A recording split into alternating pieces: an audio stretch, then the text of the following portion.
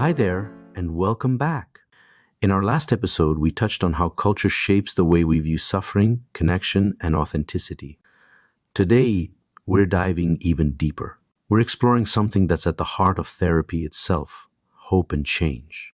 Think about it. When people come to therapy, they're usually hoping for some kind of change. But what we often forget is that our cultural beliefs deeply influence what hope looks like to us, how we understand change, and whether we believe it's even possible.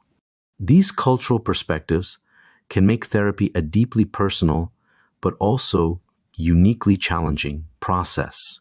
In this episode, we're going to unpack how different cultural beliefs shape the way we approach hope and change, and how therapists can adapt their work to meet the needs of clients from diverse backgrounds. What is hope, and why does culture matter? Let's start with hope.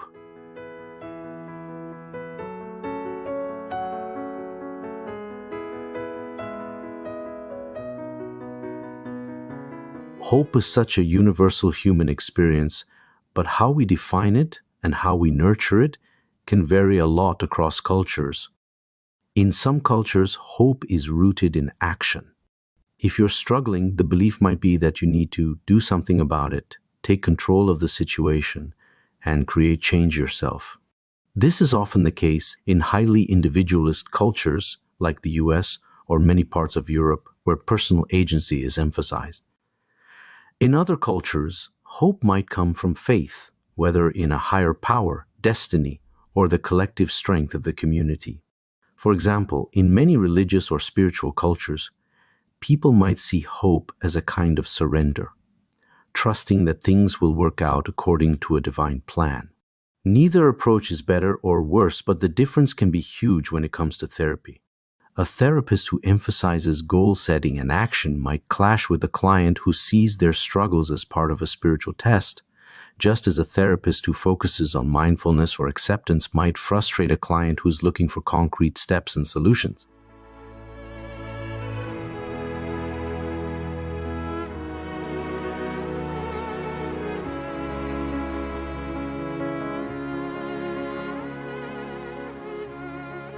Let's talk about change. Have you ever thought about how your culture affects the way you view change? Some cultures are deeply future-oriented, believing that change is not only possible, but essential. Others might take a more cyclical or even fatalistic view, seeing life as a series of repeating patterns that we have limited control over. In individualist cultures, change is often seen as a personal responsibility. If you want something to be different, you have to make it happen. This is where ideas like the self-made person or pulling yourself up by your bootstraps come into play. These beliefs can inspire a lot of agency and determination, but they can also lead to feelings of failure or inadequacy when change doesn't come easily. In collectivist cultures, change is often viewed through the lens of relationships. It's not just about what you want or need, it's about how the change will impact your family, your community, or your group. This perspective can make change feel more grounded and supported, but it can also create pressure to prioritize the group's needs over your own, even when that feels stifling. Finally, there are cultures that take a more fate-based approach to change. In these cultures, people might believe that life's circumstances are largely beyond their control, that what's meant to happen will happen. While this perspective can bring peace and acceptance, it might also create challenges in therapy if a client feels powerless to create change in their life.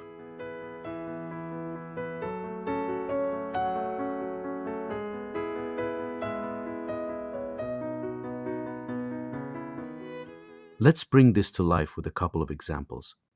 Imagine a client named Jake. He's from a culture that values independence and achievement. Jake comes to therapy because he's feeling stuck in his career. He wants clear, actionable steps to fix the problem. He believes that if he works hard enough, he can create the life he wants. For Jake, therapy that focuses too much on acceptance or emotional exploration might feel frustrating or unproductive. He's looking for strategies, tools, and measurable outcomes. Now, Let's meet Fatima.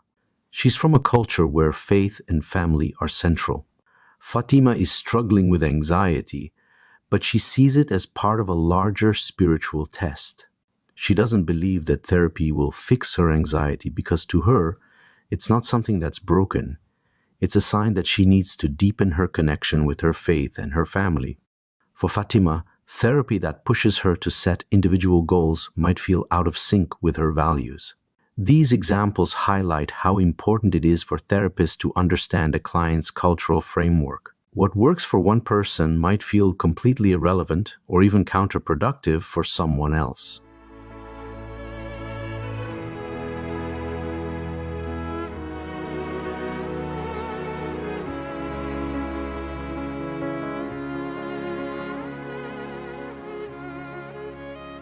So, how can therapy adapt to meet these different cultural perspectives?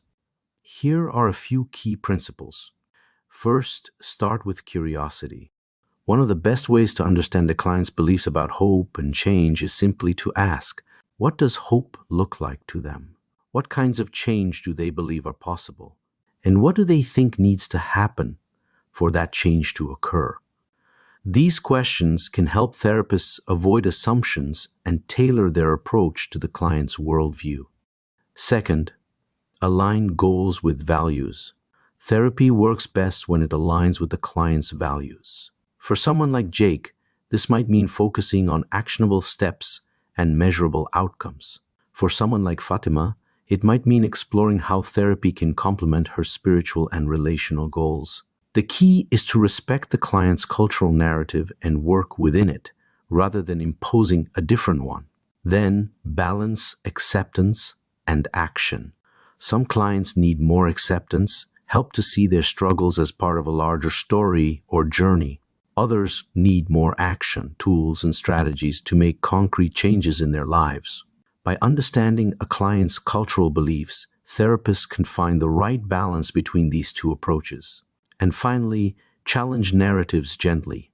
Sometimes cultural beliefs can become limiting, like a fatalistic view that leaves someone feeling powerless, or an overemphasis on self-reliance that leads to isolation. In these cases, therapists can gently challenge these narratives, offering new perspectives without dismissing the client's cultural framework.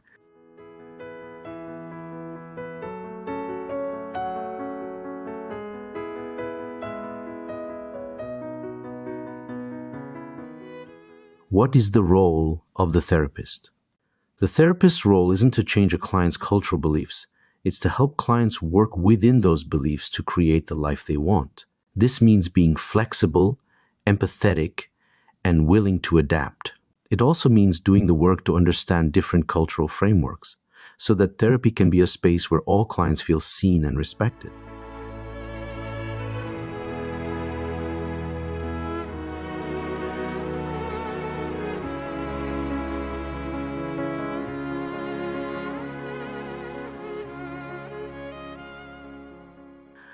As we close, I would like to invite you to reflect on a few questions. What do hope and change mean to you?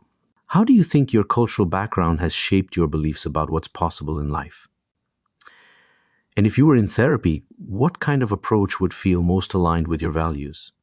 Cultural beliefs about hope and change are deeply personal, but they're also deeply powerful.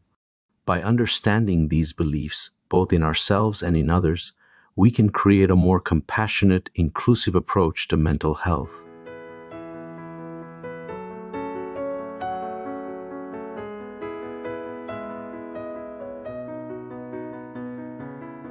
Thanks for tuning in. In our next episode, we'll explore how cultural differences influence expectations and how we respond to them. Until then, I'd like to invite you to take a moment to think about the cultural narrative shaping your own life and how they might be different from someone else's. See you next time.